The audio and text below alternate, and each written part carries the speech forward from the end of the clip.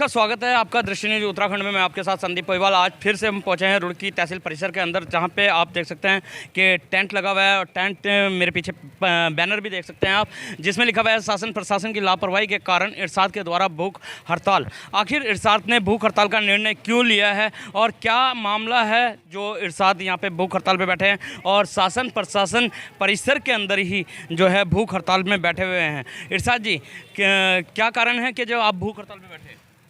कारण तो बहुत है भूख हड़ताल में बैठने के, लेकिन मेन कारण है हमारे गांव से जो सचिन प्रधान है उस पर बहुत दाग है, बहुत मुकदमे हैं, बहुत ज़मीनों के फ्रॉड है और हमने रिपोर्ट मुकदमे बहुत लड़े। हाई कोर्ट भी है, रुड़की सिविल लाइन में भी है, एसडीएम के यहाँ भी है, डीएम के यहाँ भी है, लेकिन कोई सुनवाई नहीं है हमारी, इसलिए हम भूख हड़ताल बैठे हैं।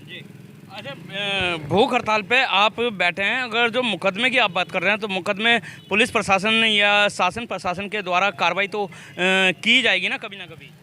कब को की जाएगी? आज 3-4 साल हो गए नहीं कार्रवाई हो रही, तभी तो भूख हड़ताल बैठे हैं। क्या कारण है कि कार्रवाई नहीं हो पा रही है सचिन प्रधान के ऊपर? भाई नेताओं का हाथ है उसके ऊपर, और जिसके ऊपर नेताओं का हाथ है तो फिर मुकदमे कहाँ से हो जाएंगे? तो कानून तो सबके लिए एक बराबर है, चाहे वो नेता हो या अभिनेता हो। कानून हमें तो दिखाई नहीं दे रहा कहीं से, कानून हमें दिख नहीं रहा, इसीलिए आप भूख हड़ताल पे बैठ गए। अब हम तो जो भी मुकदमा करते हैं उसमें एफआईआर लग जाती है हमारी, तो फिर कानून कहाँ? कानून व्यवस्था तो है ही नहीं।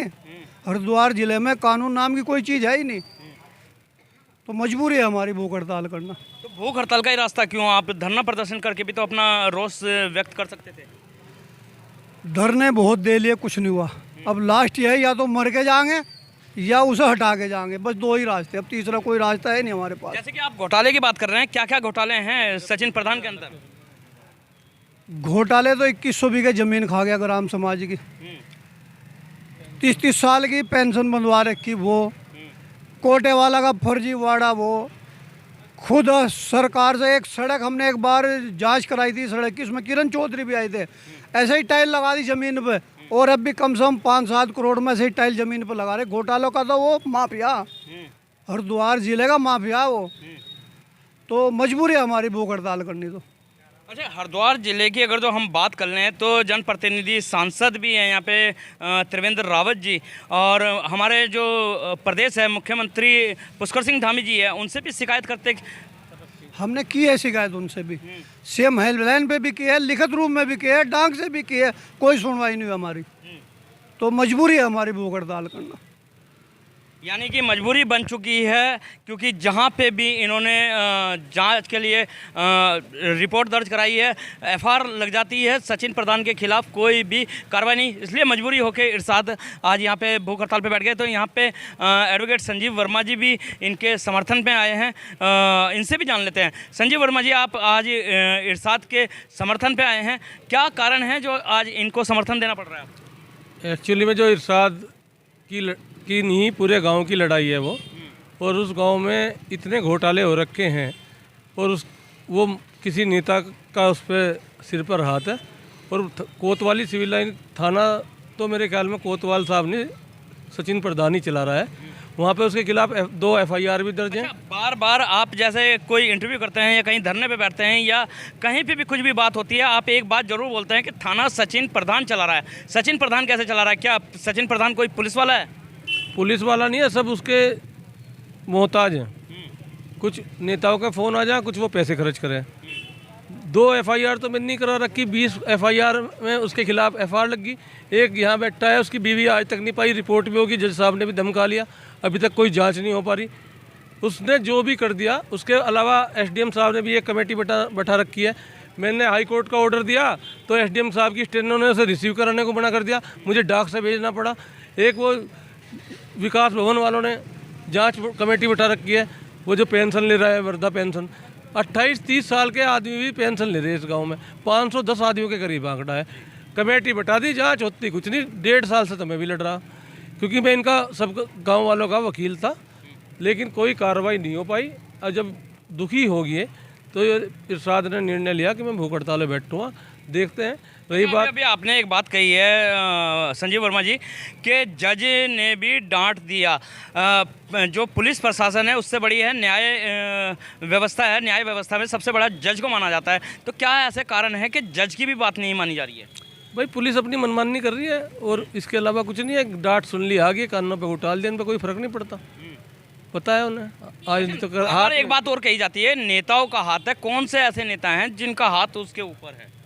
वो रिलेटिव भी हैं शायद, मेरे ख्याल में स्वामी जी हैं जो पहले लालडांग से विधायक थे, वो हैं। और आजकल तो मिनी मुख्यमंत्री भी कहा जाता है उन्हें, ऐसा नहीं है। जो डिसीजन हरिद्वार जिले में सिर्फ उन्हीं की चल रही है और किसी की कोई वो वैल्यू नहीं है। तो क्या लगता है कि भूख हड़ताल करके आपका निष्कर्ष निकलेगा कुछ? हम कोई गड़बड़ तो करवा ही नहीं रहे। हम तो ये कह रहे हैं कि जब तक अब जांच चल रही है उसे प्रधान पद से हटाया जा, अपना जो जिला पंचायत बनी है उसे हटाया जा। और हमारे पे सूचना के अधिकार में सारे डॉक्यूमेंट्स हैं, 156(3) में दोनों मुकदमे पंजीकृत हैं। दो तो यही है, जब हमने कोर्ट के सामने सबूत पेश कर दिए तो पुलिस को क्या दिक्कत हो रही है भाई? क्यों नहीं अब तक अरेस्टिंग हुई? दूसरी बात है, जो 30 साल की उम्र जो है पेंशन ले रही, वृद्धा पेंशन है, विकलांग पेंशन है, राशन घोटाला है, तालाब का घोटाला है, एक वो सड़क पर से पेड़ काट दिए, इन सब की सूचना के अधिकार में हमारे पास रिपोर्ट है। जो चाहे आके देख ले, लेकिन देखने के बाद में यदि हम गलत है तो हमें जेल भेज दें, नहीं तो उसे जेल भेज दें। पर कोई सुनने को तैयार नहीं है, ना उसके खिलाफ कोई कार्रवाई कर रहा है। कमेटियाँ बना दी और लिपापोती होनी शुरू होगी। तो ये थे हमारे साथ संजीव वर्मा, साफ बोलते हैं अगर जो हम गलत है तो हमें जेल भेज दे। और भूख हड़ताल पे बैठ गए हैं। एक भाई और भी है जिनकी पत्नी का मामला था। क्या मामला है आपकी पत्नी का? कि रात को 9 बजे इसके घर गई। घर के बाद वह 1 घंटा रही। 1 घंटे बाद फिर इनने किसी को कुछ नहीं बताया। फिर वह सीधी पैदल आई। पैदल आने पर ये पीछे थे 5 आदमी उसके। फिर मैं 11:15 बजे फ़ोन आया, कान ले भाई वो तो नहर में कूद गई जी। नहर में कोई पानी नहीं था जी। वहाँ पहुँचे, वहाँ कुछ नहीं था। ये कह रहा नहर में डूब कर मर गई। पुलिस ने FIR भी लगाई थी, वो तो मर गई। और वो जिंदा अजीब लग गई। तो सचिन प्रधान के घर क्यों गई थी आप? वो तो उसे पता हो जी सचिन प्रधान कैसे गई 9 बजे। फ़ोन करके बुलाई, क्या बुलाया, और उन्ना वह गायब कर दीजिए। तो आप कैसे कह सकते हो कि जिंदा है पत्नी? जिंदा है जी, वो मरी कहाँ जी? नहर में पानी नहीं था, वो नहर में बता रहे, नहर में डूब गई। नहर में पानी 2 फुट पानी था जी नहर में। हाँ, क्यों नहर में 2 फुट पानी क्यों था? नहर तो हमेशा लिखित में आया बनती जी, लिखित में आया हमारे पास बनती जी उस दिन। अच्छा, बंद थी? हाँ जी बनती जी, लिखित में हमारे पास सूचना है लिखित की। हाँ, नहर वालों तो सूचना मांग रखी जी लिखित में। तो डेड बॉडी वगैरह मिली है? कुछ नहीं मिला जी, हाल कुछ नहीं मिला जी। इस बेस पे आप कह रहे हैं कि जिंदा? हाँ हाँ जिंदा है जी। इन्होंने अपहरण कर रखा है जी उसका, जहाँ भी है इन्हें पता सब। जय जी। तो ये भी आरोप बहुत संगीन लगा दिया कि बीवी की डेड बॉडी नहीं मिली है और नहर में पानी नहीं था।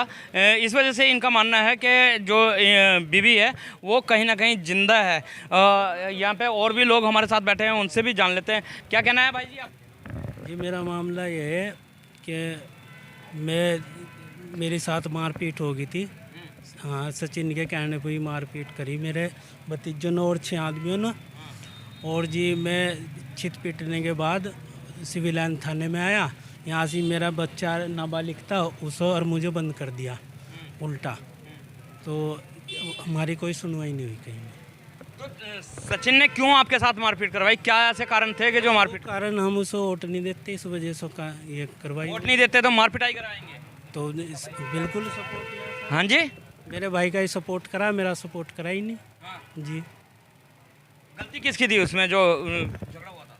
झगड़ा गलती सारी उनकी। मेरे घर में उसको मारपीट करी। हाँ, मैं थाने में आया, यहाँ से मेरे चोट लग रही थी और मेरा नाबालिग लड़का था, उसके सिर में चोट थी, बड़े वाला था। उसके बाद हमने कहा दरोगा जी को, मैंने कहा जी इस तरह मारपीट कर दी घर में उसको, तो उन्होंने उल्टा मुझे ही बंद कर दिया। अच्छा, अभी भूख हड़ताल में जैसे इरशाद बैठे हुए हैं, इरशाद ही भूख हड़ताल में या आप लोग भी भूख हड़ताल में? नहीं, इरशाद जी भूख हड़ताल। आप समर्थन में? जी समर्थन। कब तक बैठेंगे? जब तक के फैसला नहीं होता। तो इरशाद जी से एक बार और पूछ लेते हैं। इरशाद जी, कब तक आप भूख हड़ताल में बैठने वाले हैं? जब तक हमें इंसाफ नहीं मिलने का तब तक हम उठने के नहीं। चाहे 1 महीना हो, 10 महीने हो, 20 महीने हो, या हम मर भी सकते हैं, लेकिन हम उठने के नहीं। अच्छा, भूख हड़ताल कई प्रकार की होती है। जैसे निर्जल भी भूख हड़ताल होती है और एक होती है कि जल पीना है और अन्न छोड़ना है। तो आपकी किस तरीके से है हड़ताल? 2-3 दिन तो हम जल पिएंगे और उसके बाद हम इसको भी त्याग देंगे। तो 2-3 दिन जल पिएंगे और उसके बाद उसे भी त्याग देंगे, यानी कि निर्जल ये भूख हड़ताल होने वाली है। और बेलडे गांव का ये मामला है और सारे लोग बेलडे के हैं और एक प्रधान के ही ये सब लोग सताए हुए हैं, इसलिए मजबूरी में ये लोग तहसील परिसर में भूख हड़ताल पे बैठे हुए हैं। तो दृष्टि न्यूज़ के साथ बने रहें और देखते रहें इसी तरीके की खबरें। जब तक के लिए दीजिए इजाज़त। जय हिंद, जय भारत, जय उत्तराखंड।